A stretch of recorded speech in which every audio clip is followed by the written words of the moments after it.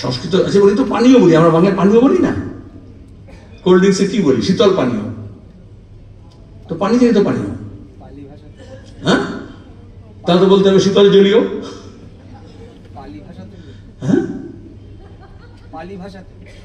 দেশজ বলছি তো, এই মাটিতে জন্মেছে। কে শেখা বলতে কে আছে? মুসলমানরা বলে ওটা অচ্ছুত হয়ে গেল। এইটা হচ্ছে বিভাজনের অস্ত্র যে ব্যবহার করছে। সিএ যখন এসেছিল, এনআরসি যখন এসেছিল, তখন আমরা বলেছিলাম কোনো বাংলাদেশি না। আসলে তুমি ভাষার নামে, ধর্মের নামে বিভাজন তৈরি করতে চাইছো। আজকে যে আক্রমণটা হচ্ছে এবং এসআইয়ের নামে যা হবে, এটা হচ্ছে ত্রিমাত্রিক আক্রমণ। ভাষা, ধর্ম এবং শ্রেণী। এই ভাষা, ধর্ম, শ্রেণী ত্রিমাত্রিক, যেমন কাঁটা চামচ থেকে তিনটে কাঁটা দিয়ে তুলতে চাইছে বলেই আজকে গুরগাঁওতে, মধ্যপ্রদেশে, মহারাষ্ট্রে, ওড়িশায়, আসামে, রাজস্থানে,